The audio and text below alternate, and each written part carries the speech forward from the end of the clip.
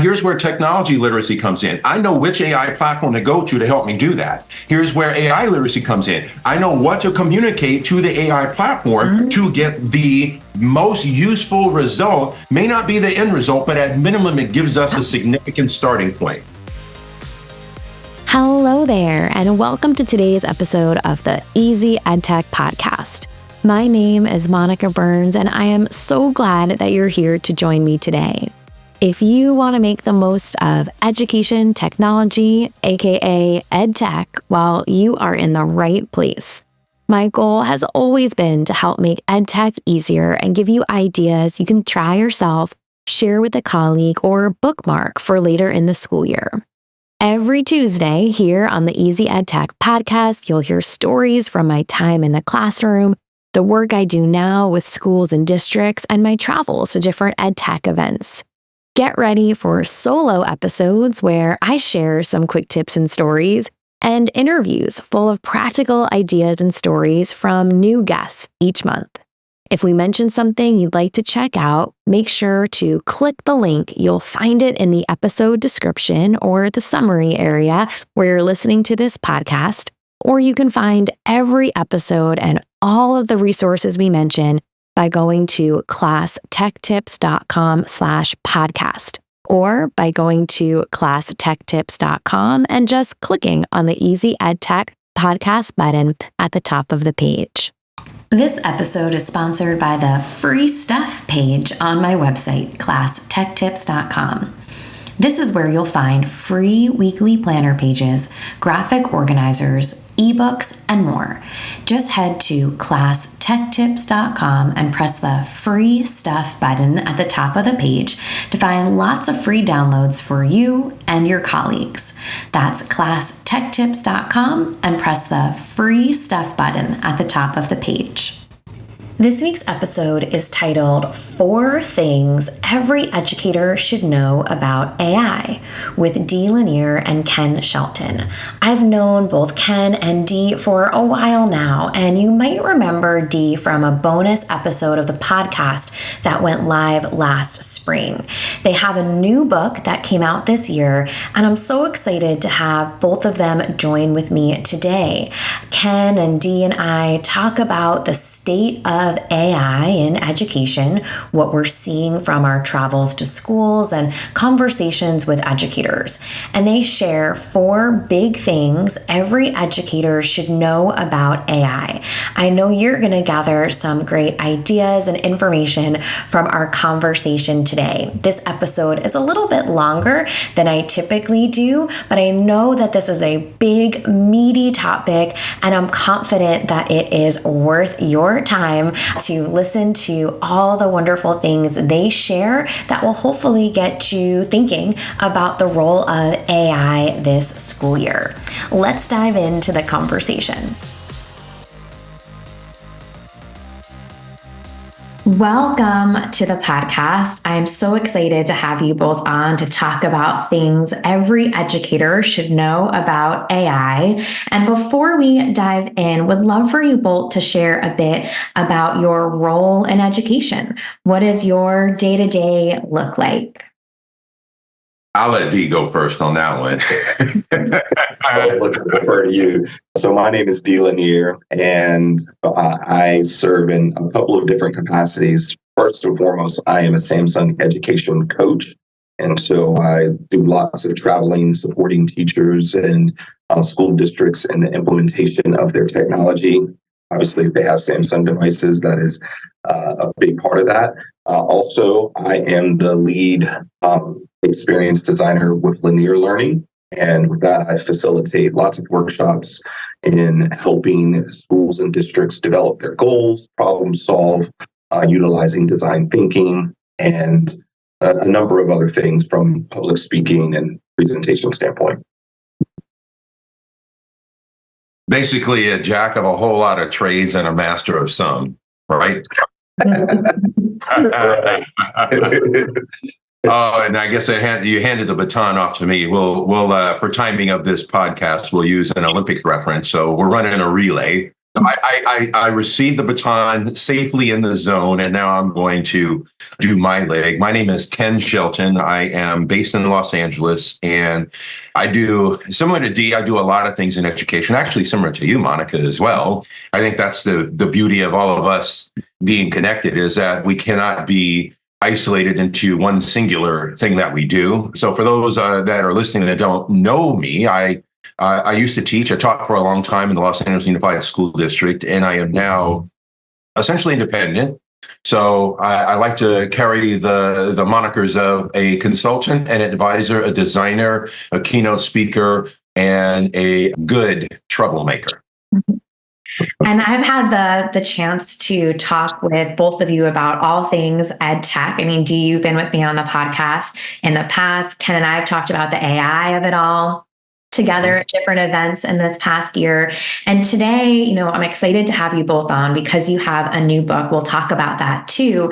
But for this episode, we're thinking of some big things every educator should know about AI, which is a massive topic to condense into a short conversation. I mean, just this morning, as we're recording this together, I did a virtual keynote for an event where in 60 minutes, right, I could only talk about so much, right? The healthy hesitation that's really important for educators to hold on to, the exciting things that might grab our attention, right, about what is happening in this space right now. But before we get into our list of 4 things, can you share a bit about what you're seeing in the field, the state of AI in education right now? Maybe Dee, you can start off for us on this one. Goodness. Well, what's wild is that not a lot has changed since ChatGPT was announced in November of 2022, not too long ago, but also a long time ago in technology years. And immediately a couple of things arose when that happened. First was schools sort of scrambling to figure out how to control this democratized new medium. And in many places, that meant just flat out blocking and banning, attempting to put guardrails up, some of them good, some of them just really built on lots of assumptions. And obviously, back in 2022, ChatGPT was all the rage. And I would say in many ways, though, that there are many other tools that exist and several other LLMs that exist. ChatGPT has seemed to be the ubiquitous term that people use when they think of AI, and that's an incomplete picture. So lots of incomplete pictures, and I would say lots of blocking and banning and inequitable use. Yeah, I mean, I think we've been using the ChatGPT kind of like saying Google it, when there's a few different options for a search engine, or Uber when we mean taxi, right? And just kind of using that as this term interchangeably, which definitely paints an incomplete picture. Ken, what are you seeing in the field? What are you hearing in your conversations with educators right now? I mean, pretty much a lot of what Dee just shared. I mean, for the listeners, the 3 of us have known each other for a long time, and we've been around the block a few times. My main thing now is, how is the conversation either all in for or ardently opposed to any different than the way it's always been? And it's interesting because I had I'll describe it as a conversation on one of the social media platforms. And I just noticed how it's almost like people want to essentially compartmentalize us into 2 different camps. Mm-hmm. The either I'm all in and this is exactly what we should be doing, and we need to, we're full speed ahead. And then there's those that are like, am I not full speed ahead, I'm not even just going to pump the brakes, but I'm going to put a boot on the car too. Mm-hmm. And so that's what I'm hearing. And for me, it's, as we all know with ed tech, the truth lies somewhere in between both of those. And it's the predictable. We wrote about it, and we'll discuss this a little bit later, but we wrote about it or included the Gartner hype cycle in our book. And I am estimating that we are past the peak of inflated expectations and beginning the downslope towards what is described as a trough of disillusionment. And so part of that, the reason why I share that is I even referenced a song from one of my favorite bands growing up, The Who, in the book, and the song is Won't Get Fooled Again, because we've seen this happen before. We saw it happen with Google. We saw it happen with Wikipedia. We saw it happen with Web 2.0. And it's this whole idea where there are many folks that are all in and they're just like, oh, I'm going to try it and I want to do it. And, I'm going to try it with the kids and my students and blah, blah, blah. And then there's like, no, don't touch it. And in the end, for me, what I'm seeing is a lot of fear that is used as almost like a safety blanket or a like I love to describe it like for folks that know Peanuts, is like they're using their fear the same way Linus would carry his blanket around. Like this is my comfort. And what they're not understanding is that you're prioritizing your comfort over your growth, for one. Okay. And especially for something that, despite what you think and what you want, it is here, it has been here, and it is not going away. Okay. But also, there are those that are like, I'm diving straight in. And I'm like, but how do you know how deep the pool is? Mm-hmm. So that's what I'm hearing a lot of, rather than a more pragmatic and practical approach around, let me get an understanding of the platforms and how might I use them for, I don't want to say low level, but I would say just a few things here and there as you begin the process of going. It reminds me of the analogy I love to share with folks is, if you go to culinary school, they don't teach you how to make, like a 9-course meal right at the start. First thing you do, you got to learn some foundational things. So you got to learn your 5 basic, or hat tip to Tisha Richmond, your 5 mother sauces. And the reason why I say hat tip to her is because she was a culinary arts teacher. So this is why I love talking with her. But the point being, in that, you got to learn your 5 mother sauces first before you get into some of the more complex meal preparations, and things of that nature. And so my point is that should be the same thing with the AI. It's like, do I have foundational pedagogical understanding of what I'm teaching, how I'm teaching it? Do I understand my learners? How well do I know them? What are the ways in which I can reach them? What are the gaps that exist in what I want to be able to do and what I am able to do? And then now, is there something that is described as an AI feature or an AI platform that may help me fill that specific gap?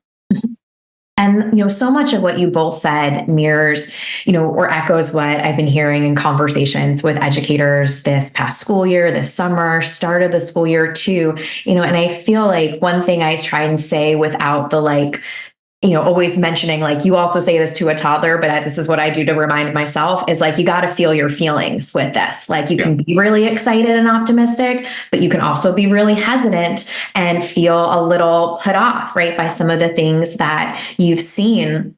And just like you both mentioned, having a foundation of, adult educator, facilitator, experience is great, and then can make you smarter to layer on these things that might come into your conversations with students and families, that might come into the things you share with students, if that feels like the right fit. But I really appreciate, both of your perspectives, which is one of the reasons why, as we think in our kind of rapid fire way of what are those couple things an educator should definitely know, might help them, right, build that foundation like you're both talking about here. So if we jump into our listicle, if you will, with the first thing, maybe not ranking these from 1 to 4 or anything like that, but maybe Ken, you can start off for us. What is one thing on our list that every educator should know or appreciate, about AI? I mean, to me, number one is recognizing the historical pattern of emerging technologies and taking that first step. Like, to me, it's a function of actually, there's 2 parts to it. So number one is, and we've all seen this, is people, what happens is educators tend to compare themselves to where they are, where they currently are, versus where those that tend to be all in are. So in other words, it's, I'm way behind. Like, not necessarily. Yeah. And so for me, my first big tip would be to move at a pace that challenges you, but it is accessible to you to get a better understanding of how AI systems work. Mm-hmm.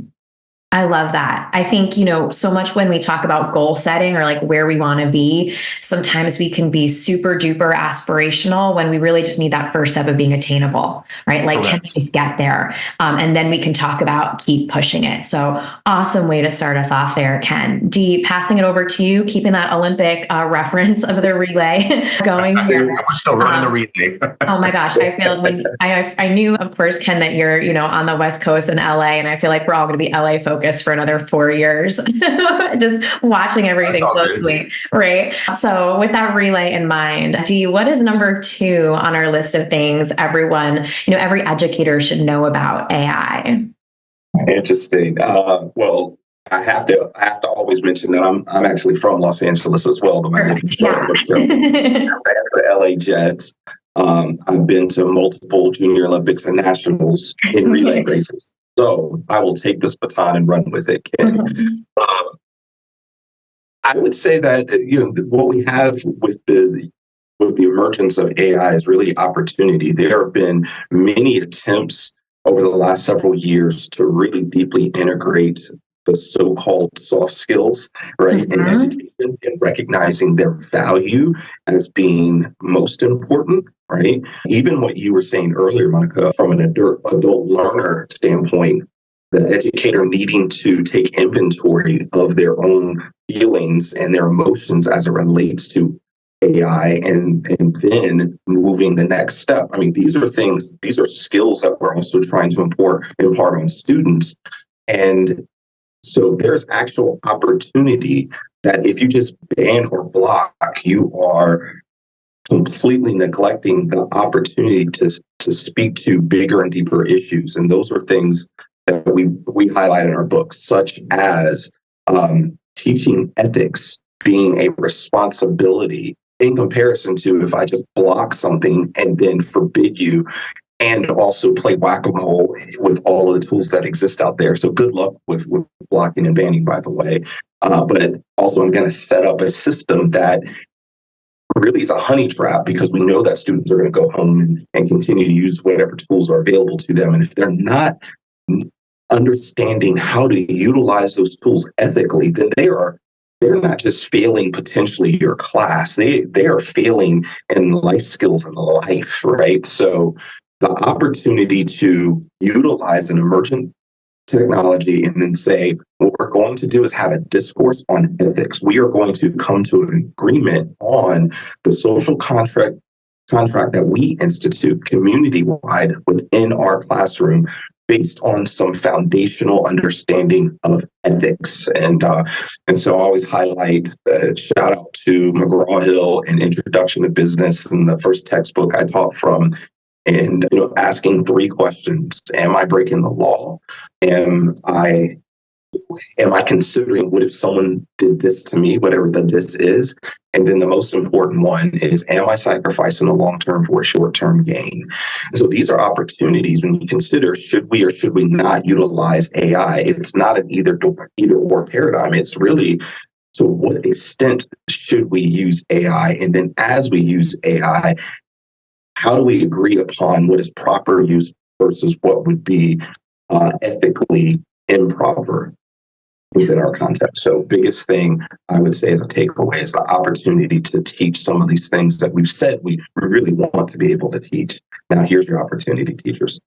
And such great framing for this idea of reconsidering your block or your ban. Like, what is your why behind even thinking about that, right? And what opportunities are present if you decide to, step away from that maybe instinct that you have to just try and shut something down that you can't and maybe shouldn't, right? As you're talking about preparing kids for the future.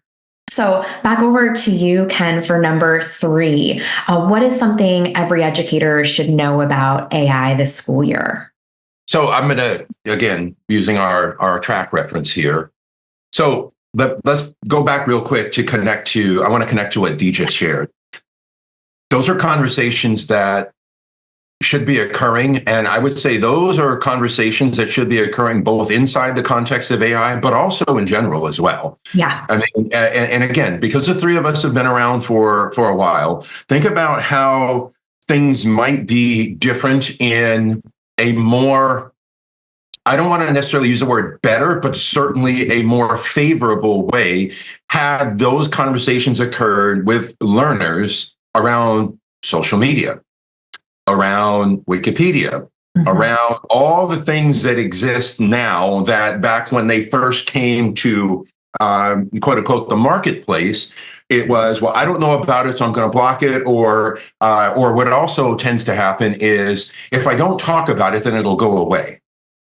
And so for me, my main thing around that, and I'll connect this to number 3, my main thing around that is if we truly value critical thinking, because you hear it a lot, but and I know this is being recorded, so this is one of my receipts, is you hear it a lot, but I hear it a lot, but I don't see it a lot. Yeah. And that's going to connect to number 3, and that is, when it comes to top 3 things around the use of AI, what I urge, encourage, and implore educators to do is don't fall into the efficiency and automation trap. And what I mean by that is try not to fall into the trap of I can use AI to automate something that, if we were to look at it outside the context of AI, is just reinforcing an ineffective or a low order thinking pedagogical approach. And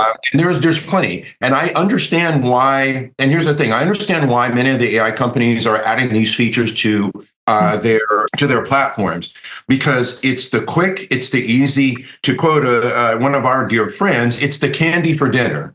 Okay. And that's Matt Miller. It's the candy for dinner. And so for me, the number 3 thing is, again, try not to fall into that trap. I get it why educators do, because if you're a classroom educator and you're pressed for time and your prep period is constantly being taken for things that don't correlate to the essential functions of your job. It was not too long ago where a friend of mine who works for a research think tank shared with me that, and I don't remember what the sampling size was, but it was more than 10,000. And they asked educators to estimate, essentially break down the percentage of your time on the job that you are doing a variety of things. And if I remember correctly, the median was around 73% of the time on the job was clerical, meaning it was things that had nothing to do with the essential functions of what they do. So I understand why a teacher would say, if I'm spending all this time doing something that isn't essential to my job, because I've been either voluntold I have to do it, or it's been collectively bargained, or whatever the reasons are,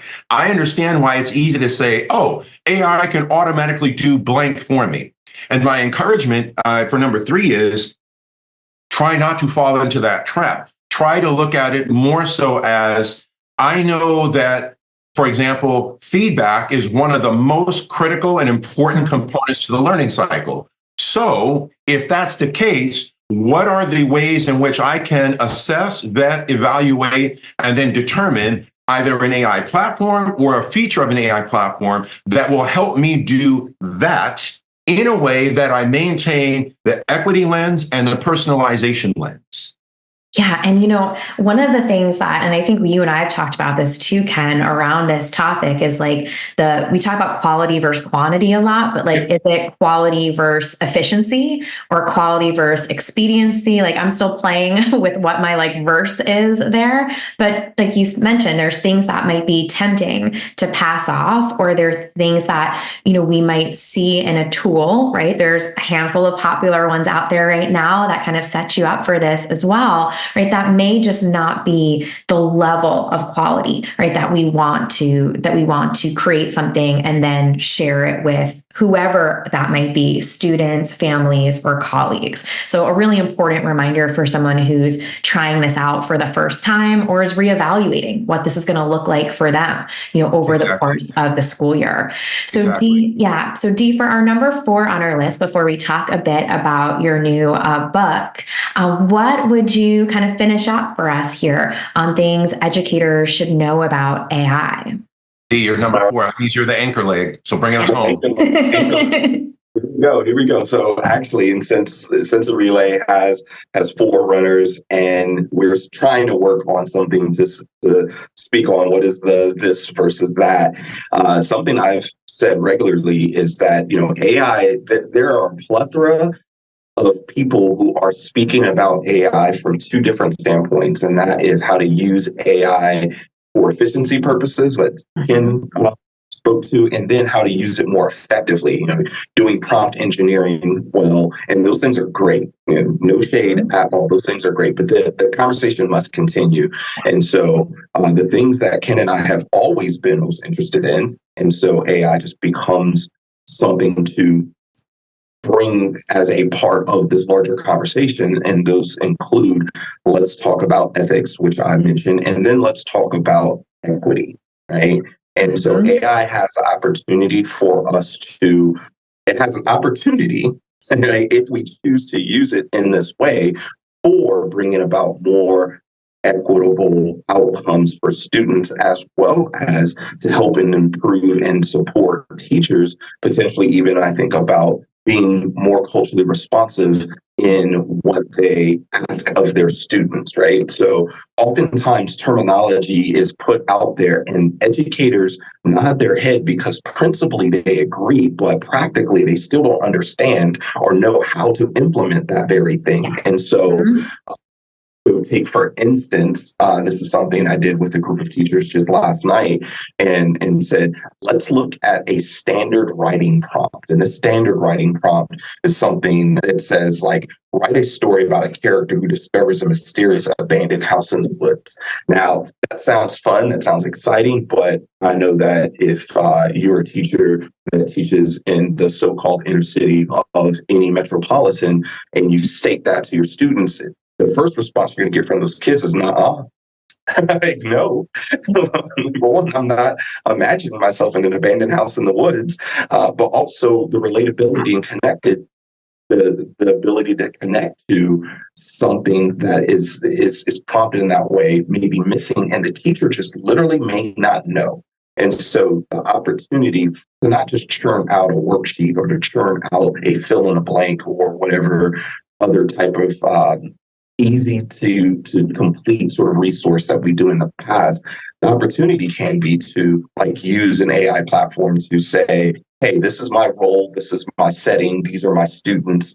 I would like for you to analyze this writing prompt, right? And then utilizing this definition of culturally responsive education, right? We provide a definition within our book, but there are several fantastic resources to go to. Look to Geneva Gay if you're looking for a definition, but then see what the AI tool gives you as recommendations, and also see that it is coaching you to consider more than just representation, which is where a lot of teachers may start and finish, but then continues into making sure that you're aiming to bring in relevance to the students. And the combination of those things is what we call creating an environment that's responsive, right? So how to actually create a culturally responsive educational environment may be what is very much lost on a teacher, how to take those practical steps.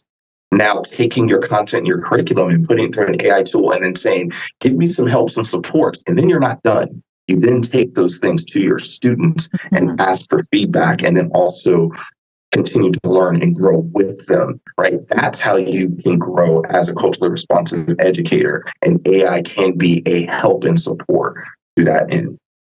Yeah, but just having the intention, right, to use the tool purposefully, strategically, saying, I know this is important, but I need a collaborator, right? I need someone to push, something to push my thinking a bit for this. And gosh, Dee, as you were sharing that, I was like having this massive flashback to, I taught 5th grade for a number of years in New York City, and we had listening passages for our ELA. And I was reading aloud this passage for the state test, and the main character was snorkeling in a lake, which it took me, who is, having lived lived in New York City for, a decade, right? Realized, oh, wait, the punchline is snorkeling in a lake means you can't see anything. And I have not snorkeled in a lake. My kiddos have not snorkeled in a lake, probably, right? And now we're supposed to know that the character's shocked and surprised. Like, are you kidding me? Right? And like just this idea to say, how are we creating resources where kids are able to experience content deeply, talk about their learning, feel seen and heard. So I love that you ended number 4 there on just being intentional, right, about your goals of really reaching students and having resources that are mindful of what everyone needs. And so as we wrap up here together, your book has come out this year, The Promises and Perils of AI in Education. I have a copy somewhere in my office. I meant to bring it closer so I could flash it to you all, at least on the Zoom screen as we're recording this. But what led you to write this book? Where can people find it, connect with you all, and just learn more about what you're working on next? How about I'll do the first short version. I know Ken can easily expound on this, but much like our podcast, it was born out of our regular conversations. A lot of things Ken and I we talk on a very regular basis, and a lot of it looks like a text message of a picture of something or a screenshot of something on social media, and either one of us saying, "What do you notice?" Right. And so we were noticing that the conversations around AI were very much surface level, and much of what I said earlier, a lot of the same thing, just packaged in a different way. Here are the top 10 ways in which you can. And we're like, okay, that's cool. But the things that we are most concerned about, both as African-American men in America, but also thinking of the students in which we are primarily concerned about, the inequitable and the not only inequitable outcomes as it pertains to learning, but also in discipline in schools. Like there are much bigger things that we are nervous about and fearful of that are beyond is a student, quote, cheating on a writing assignment. That is the lowest level of our concerns. Our concerns are much, much deeper. And so with that, our conversations continued, and Ken just kept pushing and said, man, much like, again, our podcast, not only do we need to record these conversations, we actually should publish this and put it in book format. Yeah. Awesome. And Ken, if you want to jump in there too and share a bit about the book and what led you, what called you to write this too. To add to what Dee shared, for us, it kind of fits in 3 specific areas. So number 1 is I find it interesting, and I'll use that word because that's probably the most redeemable word that I can use. I find it interesting as to how much you hear, and all 3 of us hear it all the time, how much you hear the value of student agency, learner voice, and all those sorts of things. And yet I notice a glaring omission when it comes to that with those that are in the roles that we are in. You hear it, I see it all the time, whether it be who's on stage, who's talking about what, which voices are being amplified, which messaging is being amplified, which voices are either being everything from overlooked to dismissed to restricted or further marginalized. So there's that component and motivation for both of us. It also was the whole idea around the book was, as Dee just shared, that we talk all the time. For me, selfishly, it's not often enough, but that's just the way it is. But at any rate, and it was, okay, there's a lot here that I do think we should, if we truly believe in amplifying each other's voices, uplifting the perspectives. And for me, it's also a function of, again, go back to what I shared earlier. I understand why folks tend to gravitate towards the lists. I get it. But my encouragement to educators is don't stop at the list. It's like, and again, I love using food analogies. It's like, I got this new microwave and I'm going to microwave my meals. Okay, that's fine. But at some point, you also want to learn how to cook. Yeah. right? So that whole idea was part of the basis for the book, and the other was just my and Dee both independently and then collectively. And I would say the book is truly an example of the whole is greater than the sum of the parts, because both Dee and I look at things from a institutionalized and systemic perspective. Mm-hmm. And so it went beyond just, as Dee just pointed out, like, oh, well, the students are going to cheat. And we even cite a study in the book that was done by professors at Stanford University that, newsflash, they did the percentage of students that engage in a behavior that is identified as cheating prior to ChatGPT coming out and post ChatGPT coming out. And guess what? Not only did the number generally not change, it actually went down. And of course, I emailed one of the professors and I said, I can tell you why that number went down: COVID. Because COVID requires school districts to, here we go, wait for it, digitally resource students to where one-to-one now is more the norm than the exception. And so when you have the right resources and you know where to find the right supports, you're less likely to engage in a behavior that people try to label as cheating. I prefer to label it as potentially compromise and or be detrimental to your learning. And this goes back to Dee's third ethical question. Am I sacrificing long-term benefits for short-term gain? If I have it write my essay for me, yeah, the essay is done, but what long-term benefit am I potentially sacrificing? So for me, that all of those kind of paint a more realistic picture of the nexus from idea to execution. And then, of course, we bring up a lot of other things in the book around the use of synthetic media. We bring up everything in, I believe it's in chapters 3 and 7, maybe, Dee, where we talk about data usage, type of data sets that are being used, like all the things that you in education that we can point to that were automated and institutionalized that create barriers for learners. You just brought up one with your reference to, like, how are you going to effectively assess the reading comprehension of a learner when you're using a story that is completely out of context? And I'm going to add to your story. I remember when I taught, and I remember students that I had that were, a decent percentage were acquiring English as their second language. Mm-hmm. And then you had students that were growing up here in an urban environment here in Los Angeles. And the reading passage was, and this will, I know you two are going to smile and the listeners won't be able to see this, but the whole goal of the reading passage was to have the students identify grit and resilience. Now, I remember when that was a big thing, right? Mm-hmm. Wait for it though. The story was how the protagonist had to show grit and resilience in preparation for, wait for it, an equestrian event.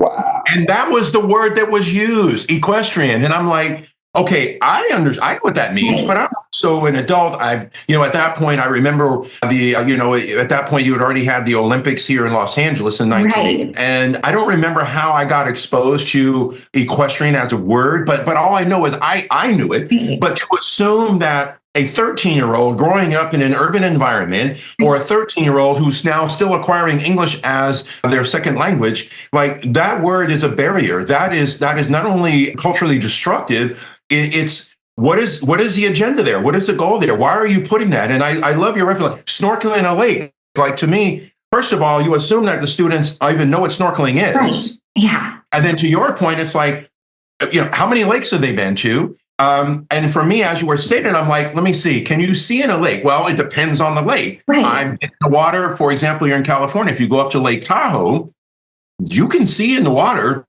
but that water is so cold because it's an alpine lake. That water is so cold. I don't know that you're going to be going snorkeling in it. Yeah. So you see, there's all those contextual layers. It's like, is that an effective means of assessment? Now, in the context of AI and us writing a book, what happens when something like that now not only becomes automated, but there's also this buffer. Well, and we've heard this before. Well, it's not me, it's the tech. It's not what we did. It's coded. It's in the system. It's in the tech. It's almost like I need an excuse, and that my best excuse is it's in the tech. Well, then that leads to stuff we wrote. Then we need to start who designed it? What are the data sets that they're using? What is automated? Who's prioritizing what information?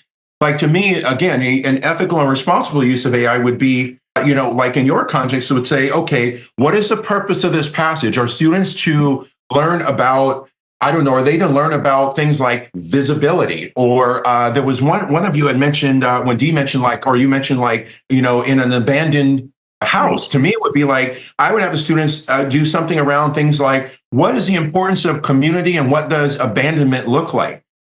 Like you can take the concept of that, but then make it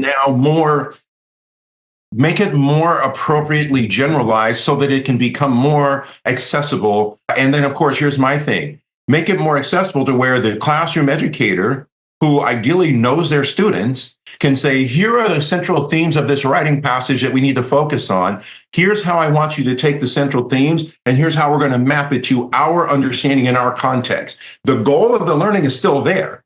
And that's the whole point of where I get into the use of AI, like Dee just shared.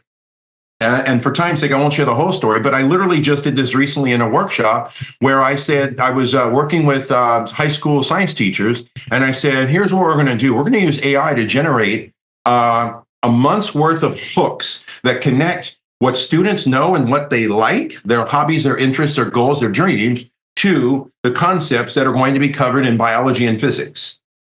And they were like, oh, really? And I'm like, yeah, because and this connects back to why you don't want to block this stuff. I'm like, now here's where technology literacy comes in. I know which AI platform to go to help me do that. Here's where AI literacy comes in. I know what to communicate to the AI platform to get the most useful result. May not be the end result, but at minimum, it gives us a significant starting point. And is that not a skill set that we would want to have and that we would want our learners to have? You see, it's not replacing me. No. Right. Your expertise needs to be there. Your intention, right, is driving that whole experience, right? You know the outcome that you want, which is to, right, have kids better connect with the content through those hooks, right, in that example. So, I think this is such an important conversation for educators to take into consideration as they're making decisions on what their AI use is going to look like, how they're talking about it, with their colleagues. And I'm just so appreciative of you both for carving out time to talk about this resource that you've created, but then also to give people something they can hopefully take into a conversation tomorrow, with a colleague too. So I'm going to make sure to link out to everything. Everyone can find your books on Amazon and connect with you on social. Of course, I'll put all the links there. But for someone who's listening, on the go or on the move today, and it's just kind of making that mental bookmark, where's the best way for people to connect with you both? Dee, your social handles, where can people find you? Sure. Well, you can find me on Twitter. I still call it that, and that will never change, at Dee Lanier, my name. Also on LinkedIn, Dee Lanier. On Instagram, which I barely use, I'll be honest, I'm Dee Lanier Coffee.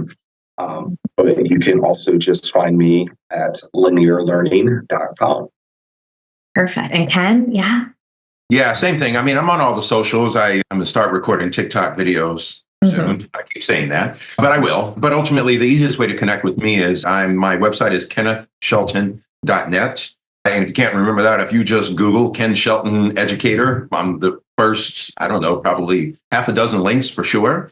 That's the best way to connect. And I hope your listeners, that anyone who does listen to this episode is able to connect with all of us in person. And especially at events where the three of us are all there, which is always my favorite, which, as you both know, I love seeing you both in person rather than, through a screen or on the telephone. But at any rate, that's where you can find me. And I hope that folks will carry with them our conversation, the things that you've shared, Monica, the things that Dee shared, things that I've shared, as thinking prompts for what are some of my next steps that I can take personally, and what are some of the things that I should be considerate of with respect to if you're a classroom educator, how it can impact your learners, if you're a building administrator, how you can support your staff, and if you're a district leader, things that you might want to either incorporate in a definitive policy or at minimum encourage the district that you lead to be considerate of as we proceed down the AI digital landscape.